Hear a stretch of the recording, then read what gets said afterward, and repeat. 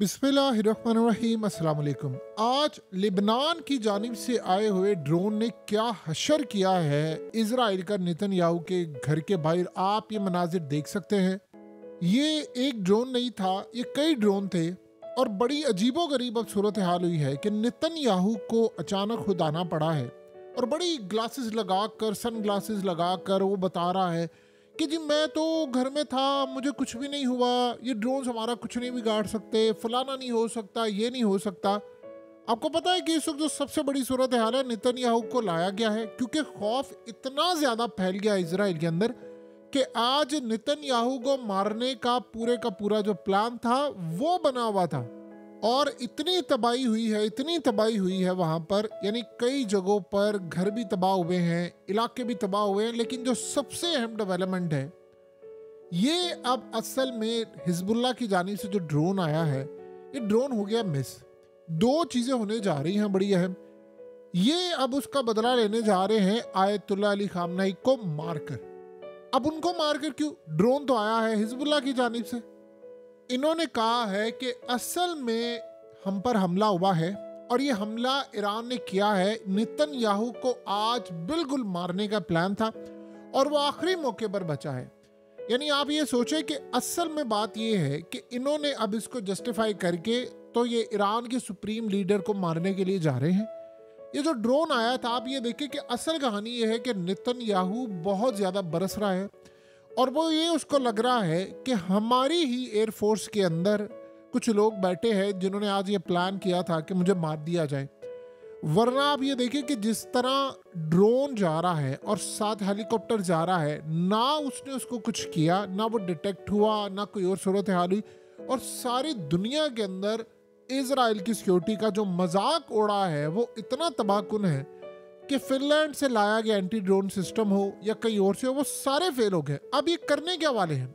दो चीजें हो रही हैं। एक तो है इंटरनल इन्वेस्टिगेशन, जो नेतन्याहू ने एयरफोर्स को कहा है, एयर चीफ को कहा है कि मुझे ये बताएं कि जब ये ड्रोन आ रहा था तो डिटेक्ट क्यों नहीं हुआ, और जब ये हेलीकॉप्टर्स के करीब से गुजर रहा था तो ना हेलीकॉप्टर ने इसको डिटेक्ट किया क्योंकि सेंसर लगे हुए थे, और उसने टारगेट इसको क्यों नहीं किया, वो उसको बाईपास करता हुआ चला गया। इसका मतलब है कि अंदर से कोई कार्रवाई हुई है जो चाह रहे थे कि मुझे मारा जाए, मुझे रास्ते से हटा दिया जाए, लेकिन ड्रोन वहां से आता है, उसको रोका नहीं जाता और वो सीधा वजीर आजम हाउस को जाकर हिट करता है, वहां पर तबाही मचाता है।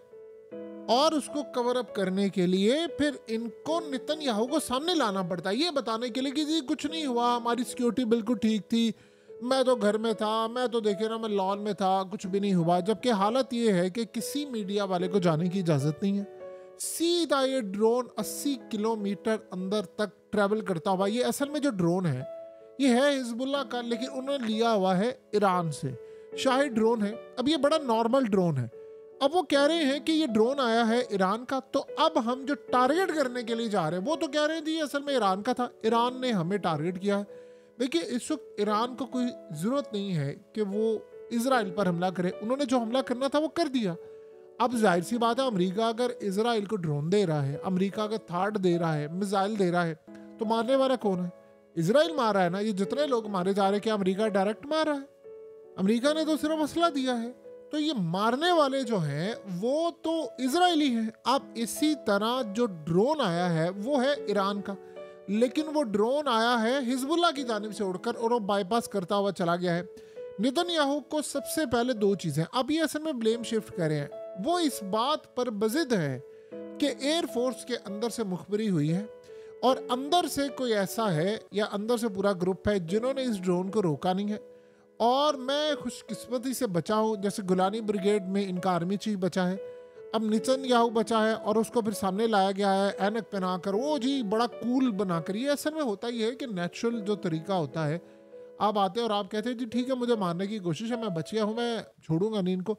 जब आप ज़्यादा जेम्स बॉन्ड बनने की कोशिश करते हैं तो आप ऐसे गार्डन में आते हैं, आपने ग्लासेस लगाई होती है, ब्लैक कलर की सन ग्लासेस है अच्छे ब्रांड की, और आप बता रहे हैं कि मैं बड़ा कूल हूँ। कूल बनने की आप प्रिटेंड कर रहे हैं, कोशिश कर रहे हैं।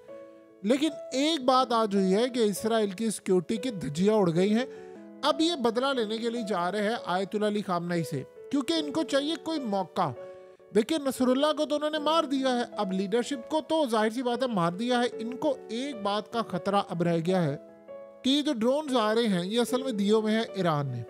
तो अगर एक ही बंदा पीछे रह गया है, मैंने तमाम उन लोगों को, ग्रुप को मार दिया है, यानी कासिम सुलेमानी से लेकर हसन नसरुल्लाह हो, इस्माइल हानिया हो, या सिनवार हो, या दूसरे तीसरे जितनी क़यादत है उन सबको मार दी है। तो वो सारे असल में आयतुल्लाह अली खामनाई के ऑर्डर पर चलते थे। जब तक ये बंदा जिंदा है तब तक हम पर हमले होते रहेंगे, सप्लाई होती रहेगी, क्योंकि ये प्लान बनाकर बैठे हुए हैं कि हमने जब इस बंदे को मार दिया तो उसके बाद बाकी जो जर्नैल हैं या बाकी अंदर के जो लोग हैं हम उसको मैनेज कर लेंगे, और सबसे पहले उनको हिजबुल्लाह से अलग करेंगे, फिर उसके बाद उनको हमास से अलग करेंगे, फिर आसानी के साथ इन्हीं के अंदर से, यानी आप सोचे एक लीडर को आप या जेल में फेंक दें या आप एक लीडर को मार दें, तो आप उसकी पार्टी को, उसकी कंट्री को पूरी तरह हाईजैक करके आसानी के साथ अपने बंदे अंदर डालकर आप काम करवा सकते हैं। वरना इस्माइल हानिया के साथ जो हुआ है, या हसन नसरुल्लाह की मुखबरी हुई है, या जो याहिया सिनवार के साथ हुआ है, आप बताइए क्या दुनिया में कोई ऐसा काम हो सकता था कि बगैर मदद के काम हो?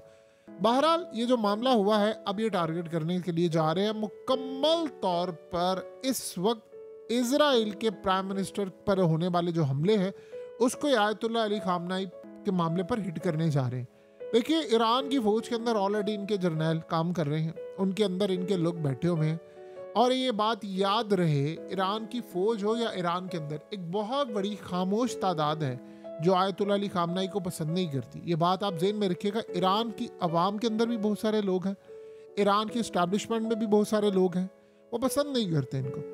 तो उनको ये लग रहा है कि अगर हम सारे लीडरशिप को मार दिया है, अब एक बंदा बचा है, अगर इसको हमने मार दिया तो फिर ये रिजीम चेंज हो जाएगा।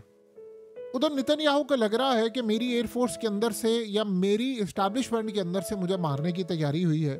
देखिए, एक नॉर्मल ड्रोन है, जिस तरह हिजबुल्लाह के बहुत सारे ड्रोन्स होते हैं वो जाते हैं, लेकिन इस दफ़ा जिस तरह गुलानी ब्रिगेड पर हमला हुआ, ये अंदर जाकर उसने हिट किया है। पहले तो ये मान ही नहीं रहे थे, पहले तो ये कह रहे थे जी नहीं वो दूर से हमला हुआ है। अब जाकर जब वो सारी फुटेजेस, मनाजिर वो सब आ रहे हैं, तो वो इन्वेस्टिगेट कर रहे हैं कि भाई ये ड्रोन आया कैसे है।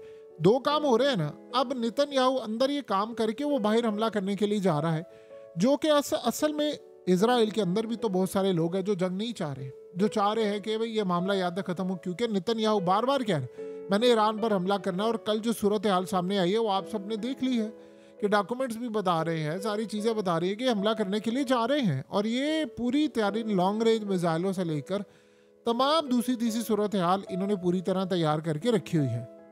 तो अब ये असल में प्लान बनाकर बैठे हैं कि इन्होंने पूरी तरह हिट करना है, इन्होंने रजीम चेंज करना है, इन्होंने अंदर से हमला करना है, और इसके अलावा अब इनको मिल गया है जवाब, और इन्होंने डायरेक्टली ये करने जा रहे हैं टारगेट।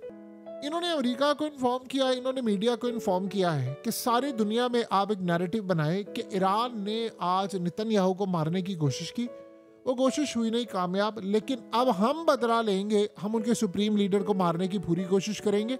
और ये असल में अब का प्लान उनका नहीं है, प्लान तो उनका बड़ी देर का। उनको ये लगता है कि अगर आयतुल्लाह अली खामनेई जिंदा रहा तो ये बहुत सारे दूसरे तीसरे लीडर पैदा कर देंगे। ये कई याहिया सिनवार पैदा कर सकते हैं, ये कई हसन नसरुल्लाह पैदा कर सकते हैं, क्योंकि उसकी वजह ये है कि जब आप सप्लाई हथियारों की जारी रखेगी हिजबुल्लाह को, तो फिर किसी लेवल पर भी काम होगा। आपको पता है हसन नसरुल्लाह ने आखिरी दम पर यह बात कही थी अपनी पूरी लीडरशिप को और अपने तमाम मातहत को कि आपने मेरे मरने के बाद अगर किसी का ऑर्डर फॉलो करना है तो वो आयतुल्लाह अली खामनाई का ऑर्डर फॉलो करना है।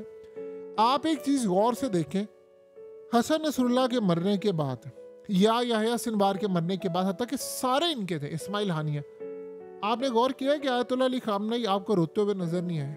कासिम सुलेमानी के बाद वो बड़ा रोए थे, लेकिन वो प्रेसिडेंट से लेकर अब तक रोते हुए नजर नहीं आए।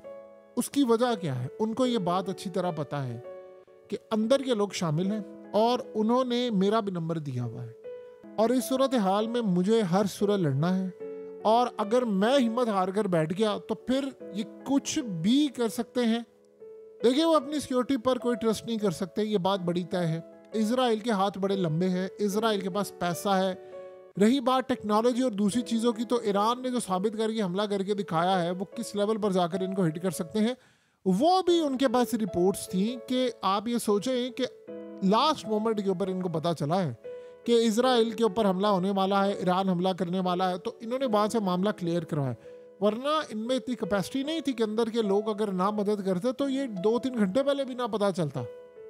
आज जो हमला हुआ है वो वाकई बड़ा तबाहकुन था और वो अंदर तक पेनिट्रेट करके गया है।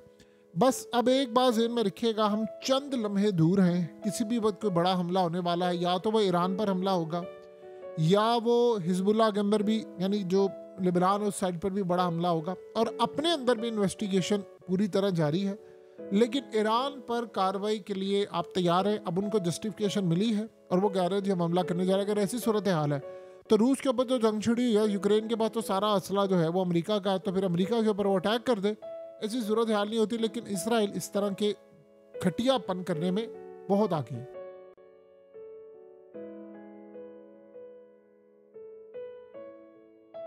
हकीकत टीवी को सब्सक्राइब करना मत भूलें, वीडियो को लाइक करें, शेयर करें और कमेंट सेक्शन में अपनी राय का इजहार ज़रूर करें।